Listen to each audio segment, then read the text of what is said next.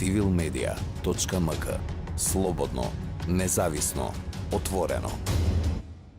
Јас би сакал, ако ми дозволите, да ви поставам едно прашање кое предпоставувам е далеку под професорското или универзитетското ниво, но еве да ја искористиме оваа прилика за малку и основна едукација. Дајте малку да видиме неколку основни поими. Што е литература, што се дијалекти,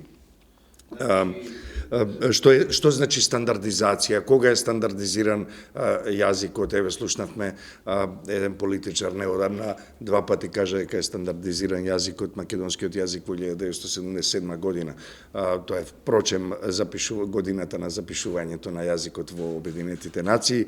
Еве малку околу тие основни поими да видиме, да разјасниме малку, бидејќи се чини дека постои известно недоразбирање. Да ги расчистиме. Основните поими вака. Нејасноти. Значи, овие работи се учат од 5 до 9 одделение. Значи, сега, кој ги научил добро, кој не ги научил, негова е грешката, бидејќи мора да ги научи. Сега се достапни преку интернет и така натаму и така натаму. Значи, изборувам за официјалните сајтови, неофицијалните места. Сега има милиони една дискусија, речам милиони една паметна работа, но милиони една глупост. Но не е доцна и ако сте во поодминати години, ако не сте го научиле тоа од 5 до 9. Да го научат се. Можете и сега да се го научи научите. сега. Тоа не се многу тешки дефиниции, да, јас колку што постои знам. народен јазик. Така. Значи, постои еден географски простор во кој што се простира еден јазик. Но, да се разбереме, тој јазик не се простира сам. Барем на овие простори. Секогаш е комбиниран со некои други јазици, што е нормално, и тие јазици меѓу себе сакале или не сакале си влијаат.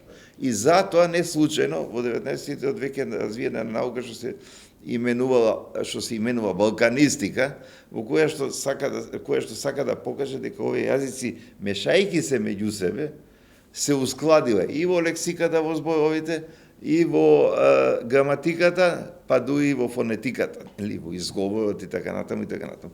И тоа се вика, и тоа се нарекувало, и тоа било огромно откритие, значи пред крајот на Турското царство, пред крајот на Турската империја, и се именувало балканистика. Меѓутоа, ако се свртиме по поглед на барем во европската географија, ќе видиме дека секаде на неколку места имаме такви, значи Шпанија, Португалија и така натаму, имаме, сега ми текна тој пример Франција, Корзика и така натаму, имаме мешање на јазиците и мешање на луѓето. Зошто? Па луѓето се мешаат. Нели, родителот е од еден јазик, едниот родител, другиот родител од друг јазик, детето го учи едниот и другиот и така натаму. Сега, постои тој диалектологија или географска лингвистика или територијална лингвистика. Меѓутоа, кога постои држава, мора да постои еден јазик што е стандардизиран, што се нарекува и ден денес литературен јазик, и тоа е постар термин, и понов термин стандарден јазик. Што значи тоа? Тој јазик има своји стандарди, како што секоја работа овде, секој предмет има своји стандарди на производство, и тој јазик има своји стандарди и служи на администрацијата, како државен јазик, на војската, во науката, во политиката, во официјалната комуникација и во комуникациите со надвор. Тоа е стандарден јазик. Тој јазик обично се базира, се темели на некои важни настани или на некои важни личности. Да споменам дека италијаните го темелат својот стандарден јазик на Данте Алигјери, на неговото дело, нели? Ако многу често италијанец од северна, некој помалку образован Италија, и италијанец од јужна Италија не може да се развиваат меѓу себе, но ќе се послужат со стандардниот јазик. Ние го имаме стандардниот македонски јазик, за прв пат стандардизиран 1903 година, внимавајте, со познатата книга на Крсте Мисирков за македонските работи. Мисирков вели: оваа книга и јазикот на оваа книга од сега натаму ќе биде за мене македонски литературен јазик. За жал, значи имаме на некој начин прва стандардизација и што вели Мисирков натаму? Мисирков вели: ако македонецот од Северна Македонија му подаде рака на македонецот од Јужна Македонија, македонецот од Западна Македонија му подаде на Источна, тие ќе се вкрстат на оската Битола, Прилеп. Тоа значи, Мисирков ги нагласува централните говори на западно-македонското наречие, или, ако се движам по оската, ќе кажам Битола, па ќе кажам Прилеп, па ќе кажам Велес, и ќе кажам дополнително Кичево, иако Кичево го нема тоа значење, ничам во културолошка смисла во тој момент. Но тоа е таа оска, Мисирков не го споменува Кичево, подосна го се споменува, меѓутоа јас го кажувам. Сега, тоа е стандардниот македонски јазик, се базира на овие диалекти.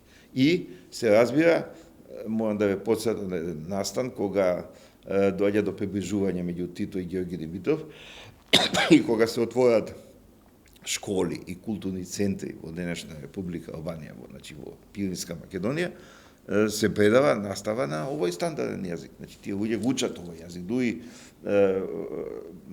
Конески реагира на едно место дека ете тие велат, некои велико бугари велат дека децава не го разбираат тој јазик, а Конески го одговара, па тоа е стандардниот, тоа е литературниот македонски јазик, кој што децата со радост, со сласт го учат. Како што јас и вие може да се случи да не разбереме некој дијалект на македонскиот јазик со кој не сме имале толку комуникација. Богу, значи, јас сум имал такви ситуации кога, да речеме, сум преведувал така на своји пријатели од, да речеме, Гевгелевски.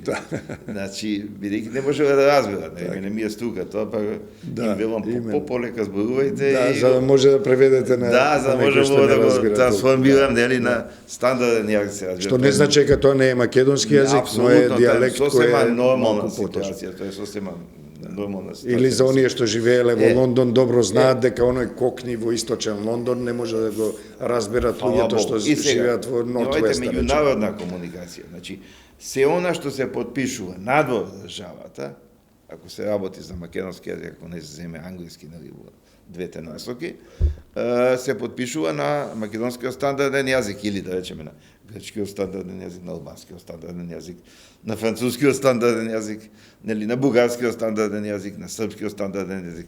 Имаме, на пример, сега споменавме Срби, имаме такви дијалекти што едноставно не можеме да ги разбереме во оној прв момент, нели? Меѓутоа, кога тоа ќе се преведе, условно речем, ќе се трансформира на стандарден јазик, тоа ќе го разбереме. Тоа е ситуацијата меѓу дијалектите и стандардниот јазик, и се она што е меѓународна официјална комуникација се прави на стандарден јазик. Civilmedia.mk. Слободно, независно, отворено.